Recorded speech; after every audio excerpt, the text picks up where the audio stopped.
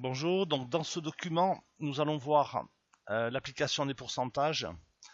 On va l'appliquer à une augmentation, nous allons l'appliquer à une réduction, à un coefficient de variation, et ensuite deux exercices. Un sur une facture avait remise, et deux pour la connaissance du prix hors taxe, connaissant un prix TTC.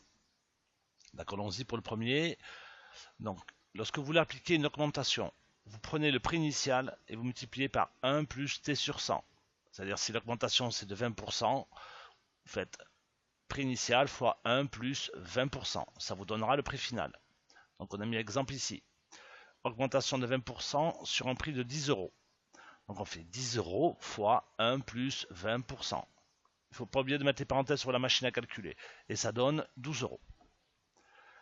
Pour la réduction, c'est pas un plus, c'est un moins. Donc on prend le prix initial, on multiplie par 1 moins 10%. Ça vous donne le prix final. Donc la réduction, c'est au niveau des factures, c'est ce qu'on appelle des remises. Donc remise par exemple de 5% sur un prix de 10 euros. Donc on fait 10 euros fois 1 moins 5%. Et on obtient le prix après la remise. Voilà.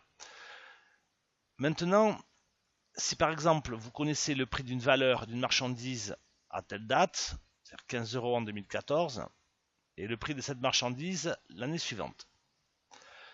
Ce qu'on désire savoir, c'est quelle est son augmentation, quelle est sa diminution. Donc, il y a une formule à savoir. Cette formule, c'est valeur finale moins valeur initiale divisé par valeur initiale fois 100. Fois 100 pour l'avoir en pourcentage. Il ne faut jamais oublier sur votre machine, toujours pareil, de bien mettre les parenthèses ici. Autrement, il y aura un problème de calcul. Alors, on y va. Le prix, c'est 15 euros et l'année suivante, 18 euros. Donc, la valeur finale, c'est 18. Que l'on mettra ici. Valeur initiale, c'est 15 que l'on met ici. Là. Donc on fait 18 moins 15 divisé par la valeur initiale, c'est-à-dire 15. On multiplie par 100 pour l'avoir en pourcentage. Donc je vais calculer, ça fait 3 sur 15 fois 100, ça fait 0,20 fois 100, ce qui nous donne une augmentation de 20%.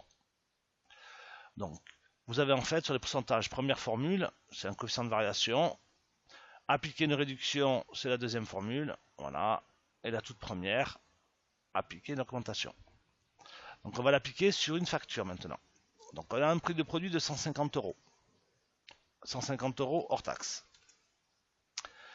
On va appliquer une remise de 15%, donc une diminution. Donc on fait 150 euros fois 1 moins 15%. Ce qui nous donne 127 euros. Donc je vous conseille de taper sur la machine à calculer. Ensuite on applique la TVA à 20%. Une TVA c'est une augmentation.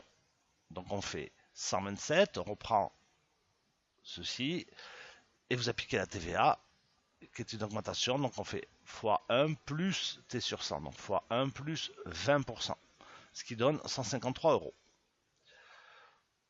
Voilà, donc ça c'est typique, vous le retrouvez au niveau de toutes les factures, tickets de caisse, etc.